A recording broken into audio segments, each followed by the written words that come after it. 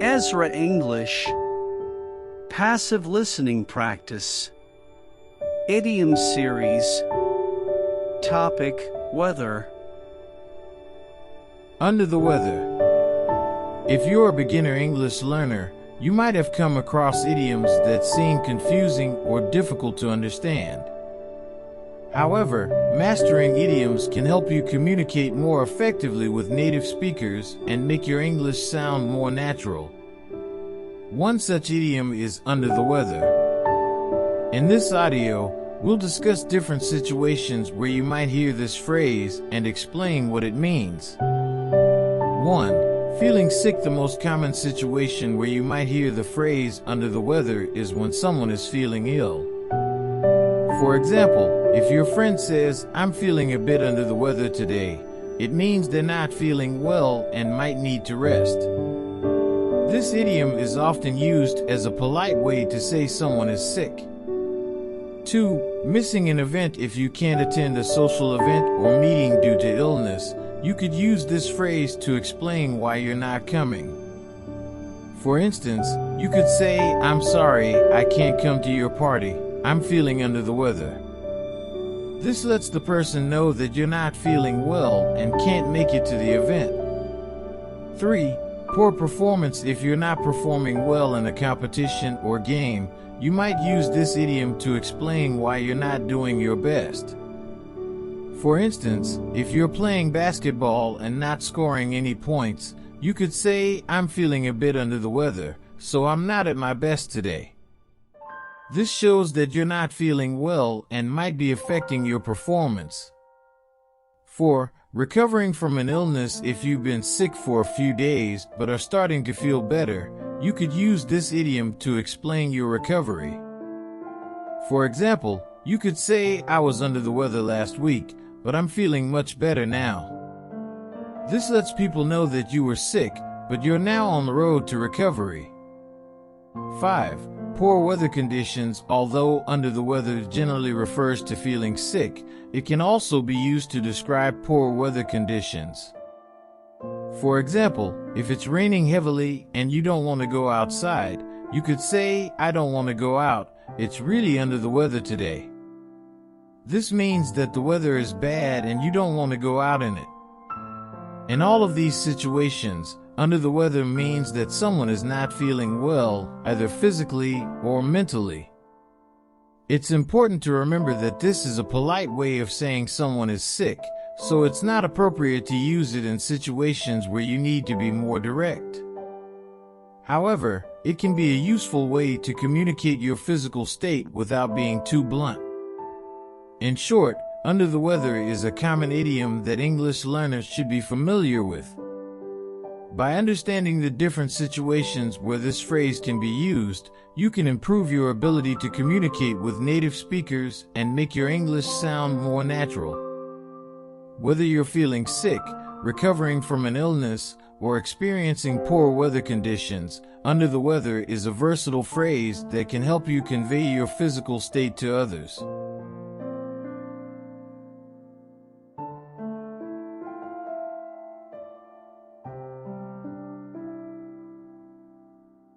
A ray of sunshine. Hey there. Have you ever had one of those days where everything just seems gloomy and depressing? Maybe it's a rainy day where you just feel down in the dumps. But then, something happens that makes you smile and brightens up your day. That feeling is what we call a ray of sunshine. So what exactly does this idiom mean? It's used to describe moments or people who bring positivity and joy into our lives, just like how the sun brightens up a dark day. These moments can be as small as a friendly smile or a kind word, but they can have a big impact on our mood and mindset. For example, let's say you're having a bad day at work. You spilled coffee on your shirt, your boss gave you extra assignments, and your computer crashed. You're feeling frustrated and overwhelmed. But then, a coworker stops by your desk and tells you a funny joke. You start laughing, and suddenly, your mood lifts. That moment of laughter and connection is like a ray of sunshine in an otherwise dark day. Another example could be when you're going through a tough time in your personal life. Maybe you're going through a breakup or a family member is sick. But then, a friend calls you just to check in and see how you're doing. They offer words of encouragement and remind you that you're not alone. That conversation is like a ray of sunshine in a time of darkness and uncertainty. In both of these situations, a ray of sunshine refers to the small but powerful moments that bring positivity and joy into our lives. These moments can come from anyone, whether it's a friend, coworker, or even a stranger. And they don't have to be big gestures. Even a small act of kindness can make a huge difference. So why is it important to understand this idiom? Well, using idioms like a ray of sunshine can make your English sound more natural and help you communicate more effectively with native speakers. Plus, it's a great way to express gratitude for the people and moments that bring joy into our lives.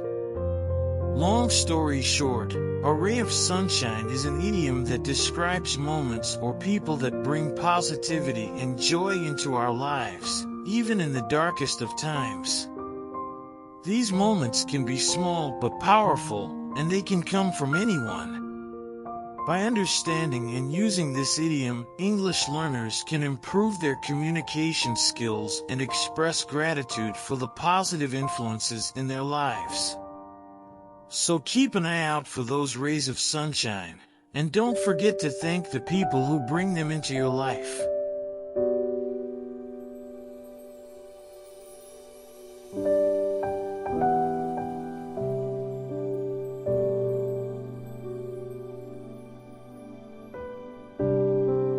Rain cats and dogs.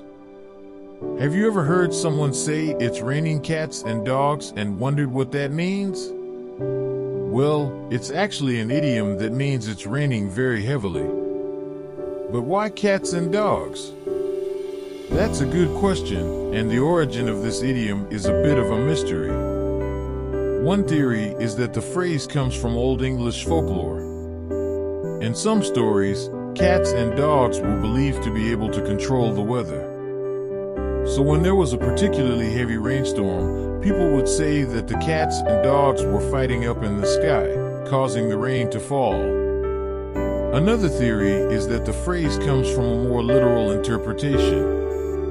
Back in the olden days, houses had thatched roofs made of straw or reeds. When it rained heavily, the roofs would become slippery and small animals like cats and dogs would slip and fall off. Hence, the expression raining cats and dogs.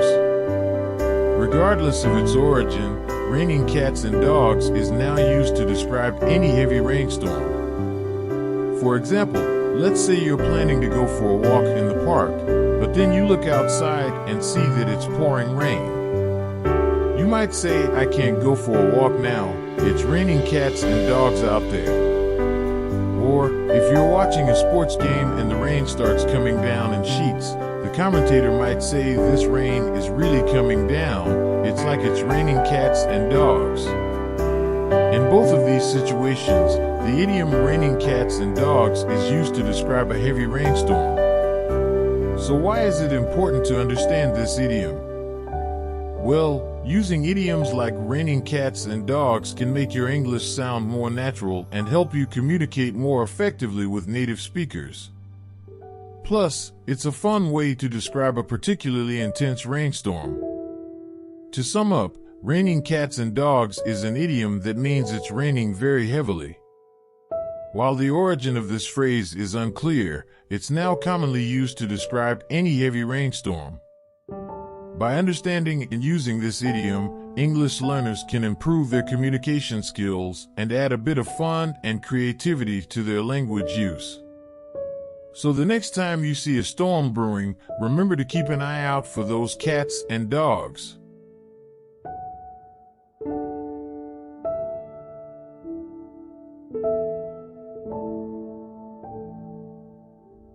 Weather the storm.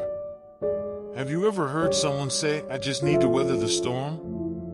This is an idiom that means to endure a difficult situation, usually for a period of time, until things get better. It's often used to describe situations where you need to stay strong and persevere through a tough time. For example, imagine you're starting a new job and you're finding it really challenging. You might say to a friend, "I just need to weather the storm until I get more comfortable with this job." Or, if you're going through a tough time in a relationship, you might say, "We're going through a rough patch right now, but we'll weather the storm together." The origins of this idiom are rooted in nautical history.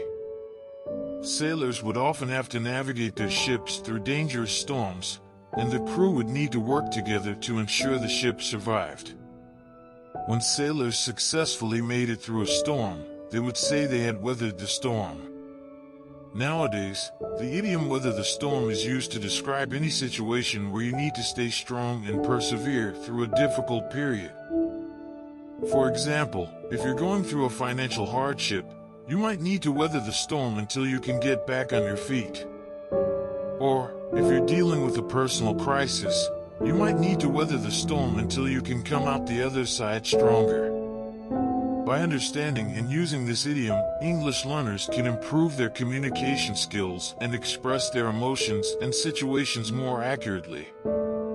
It's important to remember that everyone goes through tough times, but by weathering the storm and staying strong, you can come out the other side with a sense of resilience and strength.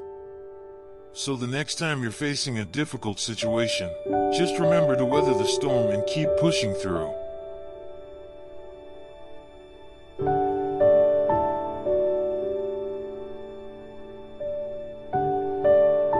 On cloud 9.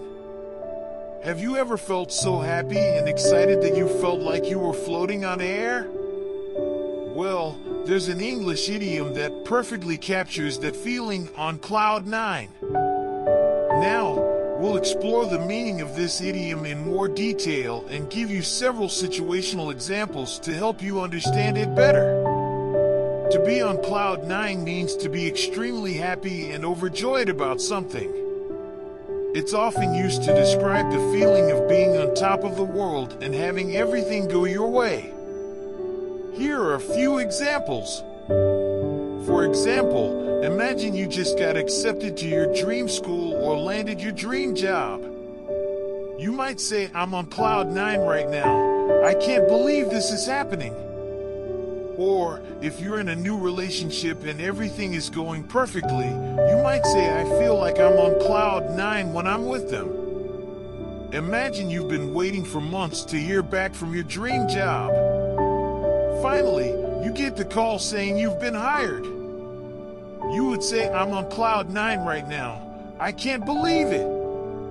If you've been planning a surprise party for your best friend and everything goes off without a hitch, you might say, "I feel like I'm on cloud 9 seeing how happy my friend is right now." Or, if you've just received great news like winning the lottery or receiving a large inheritance, you might exclaim, "I'm on cloud 9. I can't even believe this is happening to me." The origin of this idiom is a bit uncertain, but it's believed to have originated from the U.S. Weather Bureau, which used cloud classifications to describe different levels of altitude. Cloud 9 was the highest level, and therefore the happiest and most uplifting one. Over time, the phrase "on cloud 9" came to be used colloquially to describe the feeling of being overjoyed. By understanding and using this idiom, English learners can improve their communication skills and better express their emotions. It's important to be able to convey how you're feeling, especially when you're experiencing something as wonderful as being on cloud 9. Other similar idioms include walking on sunshine, over the moon, and in seventh heaven. So the next time you're feeling incredibly happy and overjoyed, just remember that you're on cloud 9. Whether it's because of a big promotion, a new relationship, or just enjoying time with friends and family, don't be afraid to express your happiness and share your joy with others.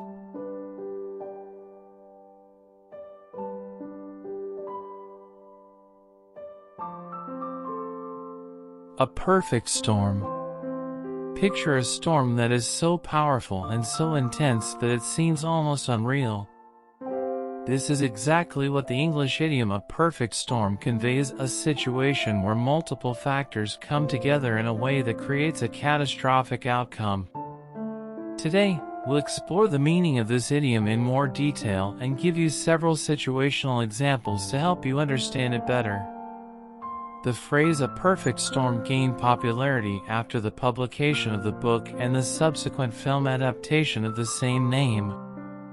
However, the phrase itself has been in use for centuries.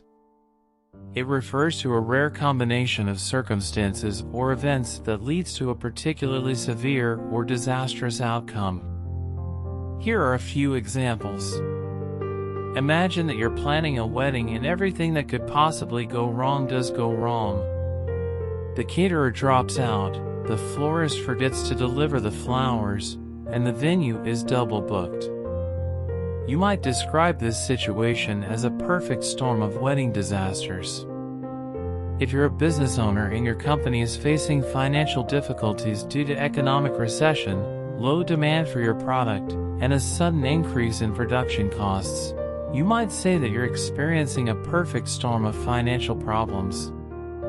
Or, if you're a farmer and a drought, a pest infestation, and an unexpected cold spell all hit your crops at the same time, you might describe this situation as a perfect storm of agricultural disasters. The origin of this idiom comes from nautical language. It describes a rare meteorological event where a combination of weather patterns creates a particularly violent and powerful storm at sea. Over time, the phrase has come to be used more broadly to describe any situation where a combination of factors leads to a particularly devastating outcome. By understanding and using this idiom, English learners can improve their communication skills and better describe complex situations. It's important to be able to accurately convey the severity and complexity of a situation, especially when it's particularly challenging. Other similar idioms include the perfect storm of chaos or the storm before the calm. So the next time you're facing a particularly difficult or challenging situation, remember that you might be experiencing a perfect storm. Recognize the various factors that are contributing to the situation and work to address them individually. By doing so, you can minimize the damage and work towards a positive outcome. Break in the weather. If you're an English learner, you may come across a variety of idioms that can be difficult to understand. One such idiom is break in the weather, which refers to a temporary improvement in weather conditions.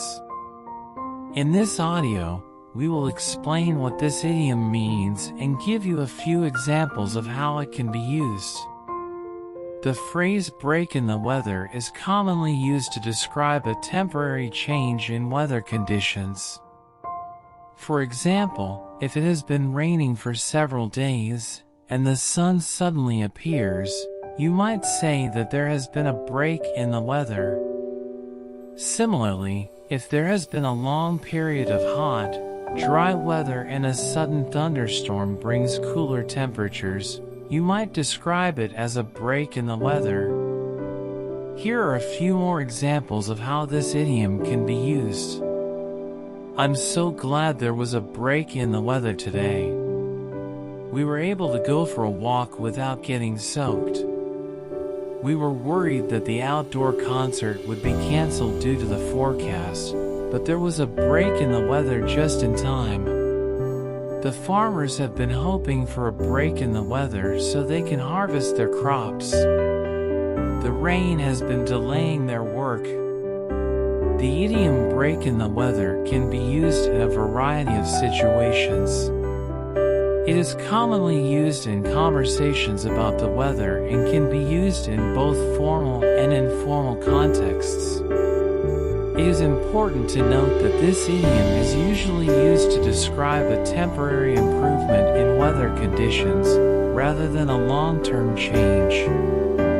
One thing to keep in mind when using this idiom is that it is often used in conjunction with other weather-related idioms. For example, you might say that there was a break in the weather, but it was just the calm before the storm. Or, you might describe a particularly cold snap as a break in the weather, but note that it was just a brief respite from the winter weather. By understanding and using the idiom break in the weather, English learners can better communicate about the weather and describe temporary changes in conditions. It is important to be able to accurately describe weather conditions, especially if you are planning outdoor activities or travel.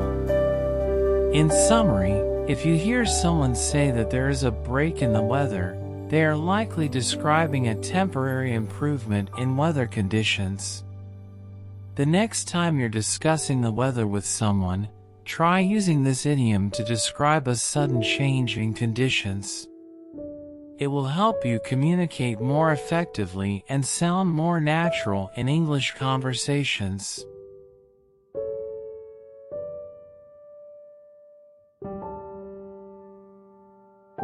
Head in the clouds. When you listen to native speakers using their own mother tongue, you may come across idioms that can be difficult to understand. One such idiom is head in the clouds, which is used to describe someone who is not paying attention to reality and is daydreaming or not focusing on what is happening around them. When someone has their head in the clouds, they are not fully present in the moment and may be lost in thought or imagination. This idiom is often used to describe someone who is not paying attention to what is happening around them or who is not thinking clearly. Here are a few examples of how the idiom head in the clouds can be used. I tried to talk to him, but he had his head in the clouds and wasn't paying attention to what I was saying. She is always daydreaming and has her head in the clouds. She needs to focus on reality. The teacher had to wake him up because he had his head in the clouds and wasn't paying attention to the lesson. The idiom head in the clouds can be used in a variety of situations, from describing someone who is not paying attention to a task, to someone who is lost in thought and not paying attention to their surroundings. It is commonly used in informal conversations, but can also be used in more formal settings, such as business meetings or academic discussions. It is important to note that head in the clouds is often used in a negative context, as it implies that the person is not being productive or is not taking things seriously. However, it can also be used in a more positive context, such as when someone is being creative or imaginative. Here are a few more examples of how head in the clouds can be used in different contexts. She's a great artist, but sometimes she has her head in the clouds and forgets to pay attention to practical matters. He's a brilliant inventor, but sometimes he has his head in the clouds and doesn't think about the marketability of his ideas. The company needs someone who can think creatively, but also has their head out of the clouds and can focus on the practical details of running a business. In a nutshell, the idiom head in the clouds is used to describe someone who is not fully present in the moment and is not paying attention to reality. While it is often used in a negative context, it can also be used to describe someone who is being creative or imaginative. By understanding and using this idiom, English learners can better communicate about people who are not paying attention and need to focus on reality. It is important to be able to accurately describe situations and people, especially in professional and academic settings.